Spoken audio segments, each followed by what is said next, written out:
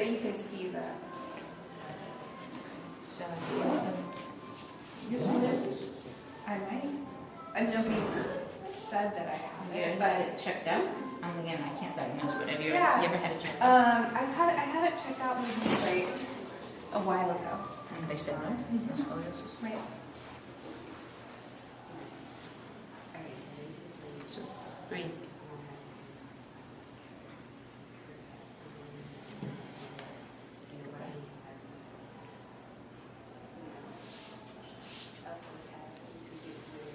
Okay,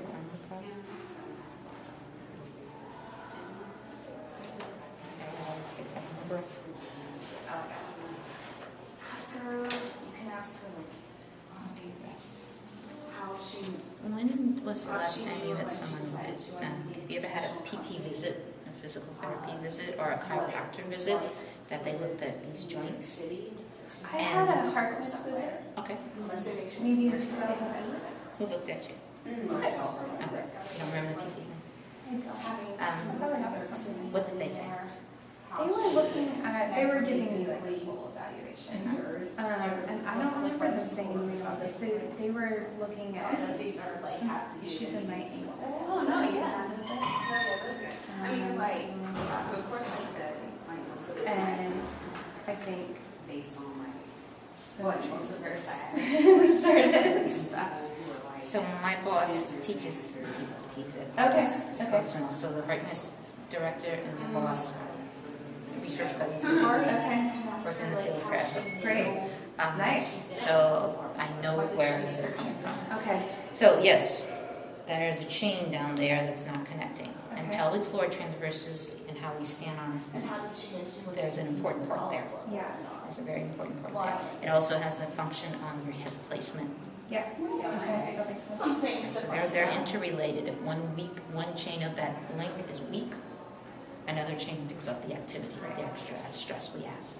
Now, the reason I'm asking for, usually when someone talks about breathing, what I do is I ask a PT to come and look at their ribs. Because usually when I say the red spot, there's a rib that's twisted. And that's, again, just the hypothesis. Yeah, yeah. Remember, I keep giving I the have hypothesis. had a fixation in here before. And I've done some zero balancing too. Help it out? Yeah. Did that work? Well, it's changed now, so it wasn't a permanent fix, but it did help. So there's some tools that can help you at least try and get some of that rib to function properly, which is kind of what Graham and I had worked on that point. Okay. I had pulled up a doorknob or stopper, and I had asked him to lay over it, Yeah. and it actually started to reset some of the vertebrae so he could get a little bit of change. So like back a little here. wedge. A little wedge. Okay. Whatever the wedge is. Would a tennis ball work? Tennis ball could work, but you have to get, with a tennis ball, you have to find an apex on something. Because of the way the thoracic vertebrae are shaped like an A-frame, you got to find a pivot point. Okay. A tennis ball works better on the lumbar and the neck. But tennis ball works better on the lumbar because it's square. It's a bigger, the bigger it is, the more you can apex on top. You need a small area to get the thoracic to get an apex over. That makes a little bit of sense. But for right now, because she's really one-sided. I mean, it's pretty dramatic. And that's why I would look at her and I would say, how quickly can you get to a chiropractor or a PT? Because this is... One-sided as in like that, right? Oh, yeah. There's something... This is too much. And if you don't have scoliosis, I could... You do. You may not. I mean, that may... again, all I do is draw hypothesis. Anybody else who's licensed do the diagnosis, but I can tell you if you have never been diagnosed with scoliosis, there's something here that's not in line. Yeah, And this is I feel that. joint. Yeah. So at least let me try and get at least to this level.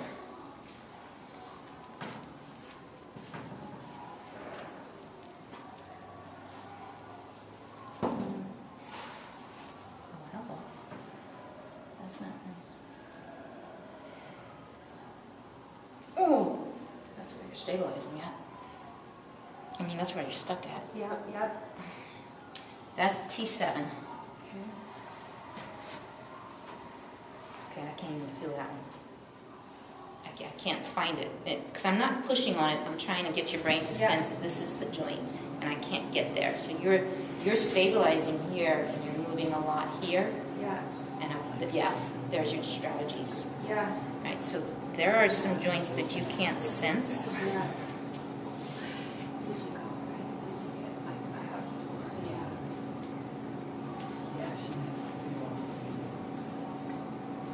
Since you 7 months ago. Oh.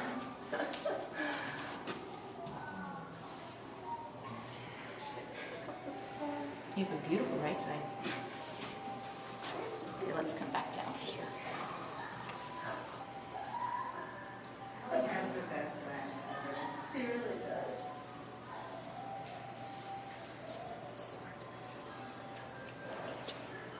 Okay. So T10. T10. I would start looking at T10. Okay. Don't do anything, I'll do it. Okay. Okay. And then, because see, it's moving around. Yeah. You feel that? Yeah. That's not good. T7, T8 is right here. T8 is there. You're actually pretty good here.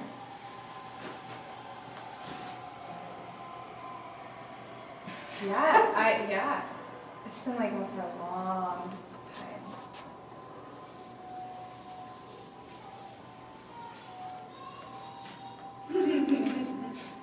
I didn't know if you guys could hear for a That second. levels you off. It seemed kind of quiet. Wow. See? Yeah. It's So that's T7. okay. Bing bong, bing bing. And so you're right there. See that she's doing this. And there's a curve there. So there's a couple of vertebrae not sitting right. So when I do that, it straightens you out. Okay. Other than that, you sink. Sink, let go. There, she's twisted. So if I said, right where my fingers are, can you straighten your spine? Right, only where my fingers are, nowhere else. Don't cue any other part of your spine, just where my fingers are. Try to kind of figure out how to stack and elongate these 3 vertebrae. You're close, but you're not in this one. Because you're going to have to figure out how to bring this one that way. Yeah, see, that's, oh, that's a little better. She's a little bit more level. See it? A little better. But the rest of it, that's joint, that's out of hands. I can't make that joint. I can't go in there and fix the joint. But I can tell you where you're stuck at, and I can tell you that you're moving a lot here, and you're moving a lot here, Yeah. and you're Yeah, moving yeah. a lot here. Yeah. And then in between those points. Kind of looks like you're stop, or you're Okay. out. See, you didn't kind even of, dance with this. you're That's not. how it feels like. You're not elongate. You're not connecting the dots. Somehow your body is kind of shifted and settled into. Yeah. Now, what came first, the bone or the tissue? We don't. That's not really. Nobody can diagnose that. Right. But right now, oh, that's a little better. Okay, so let's go at least to the muscle perspective. Okay. Okay, so where's your obliques? And can you kick in some obliques for me? Do you know how to kick in your internal obliques? I don't know. Okay, so external obliques are respirators. So when you exhale, your external obliques fire off. I mean, that's a natural process. So you can, yes, you can feel those. Internal obliques, think of inhaling and elongating. Yes, those. Now let go. Just let everything else go. So can I have internal obliques? Yeah, that pulls you out a little bit. Okay. Yeah, now let go. See, she settles. Okay, now kick in your internal obliques. Yeah, see? That helps. Okay. Even from that perspective. Let go. Okay. See? Now just kick in your internal obliques. Yeah, see it? That's better. Okay. Okay.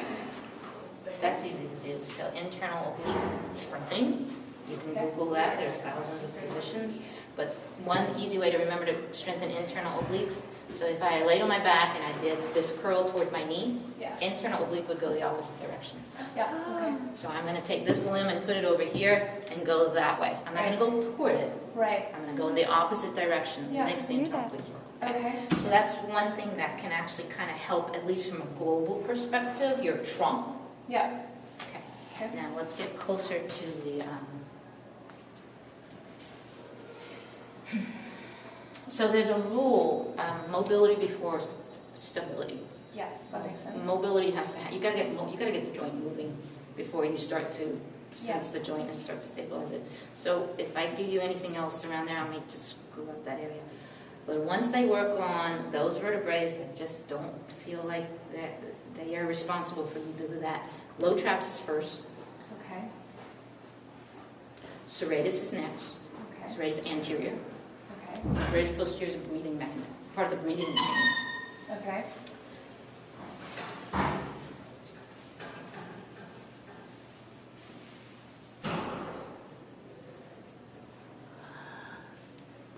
And I would work on thoracic rotation. That's probably going to be the biggest challenge. That's probably where you screwed yourself up. Because Okay. maybe you were stuck in a piece that was a repetitive rotation in one direction, and your body kind of settled into that pattern, and certain muscles took over and certain muscles sat down. Yeah. Choreography does that to us. Yeah. But I would come back to learning how to rotate your thoracic in all directions it can move. So an equal rotation of your thoracic equally. So when you train, you would train, if I'm going to do internal this way, I'm going to make sure I measure my distance and make it the same. Okay.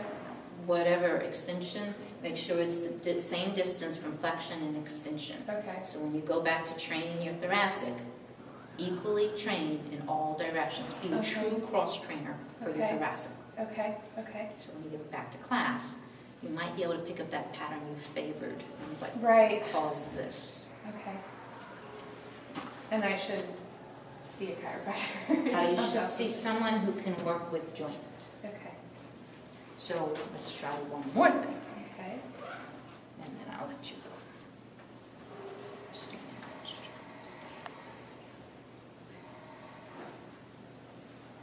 Because anybody who says, I feel like my breath's getting caught, that's usually a rib that is not sitting right. Yeah.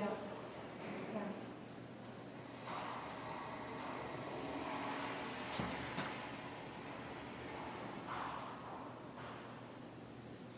So let me pull you into, that's better. Let me pull you into, can I have your pubic bone come up toward, I'm going to give you a bottom cue. Pubic bone up to your sternum, xiphoid process, so your pubic bone up toward your xiphoid there. That kind of helps. Okay, your quads are tight. So You saw that? Okay, so Yeah. you'll have to bend your knees. Okay. Okay, now bring your pubic bone up, but soften your knees. Yeah, that took her up a little bit. At least that took you out of compressing there. Okay, so yeah, whoa, whoa. Okay guys, your decks may take quads. Okay, let go. All right, so that's also playing effect right here. Yeah. So that's T10. Okay. So you're flexing at T10 because you can't quite get that pelvis underneath you. Yeah. Yeah. That's a big thing. So bend your knees, bring your pubic bone up to your belly, to your sternum. That's pulling up the front of your pelvic floor. Yeah, extending naturally through my finger. That's a little better. Oh, that's a little better. It's still. Okay. Okay.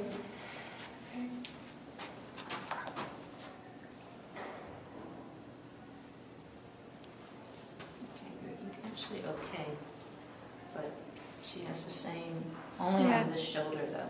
Oh, And that's because of here, that's not Wow. because of your same Very issues. cute. Whatever is going down with her joint-wise, the upper trap has kicked in just to help Wow. balance off this system. oh my that you see. gosh. I'm sorry, I just get amazed at how things are Yeah, connected. Our body's great. It will do exactly what we tell it to do. And it will just figure out a way to do it. So. Okay.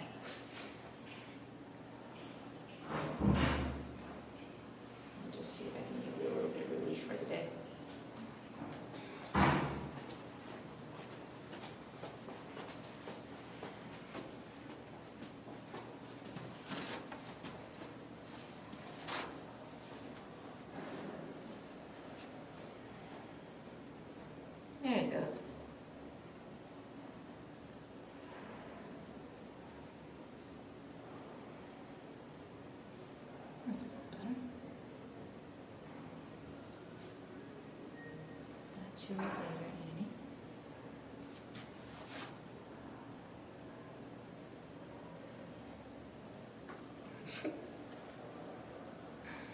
Okay, so there's a stretch. I'm going to take it down like this.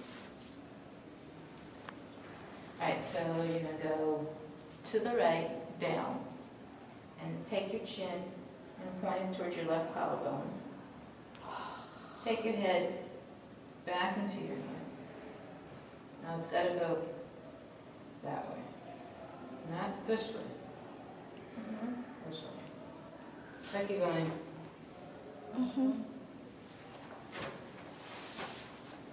Now I want the stretch in this area. Is it there? Yes. It should be, yeah, that right there. That's levator. And it's not letting you go, at least from this perspective. Okay, so let go for a second. Let me move it.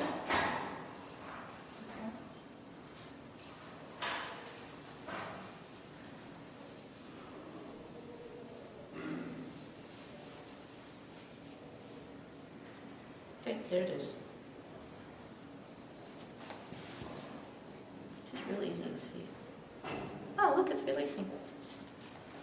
There you go, it's releasing. There. The elevator's coming down.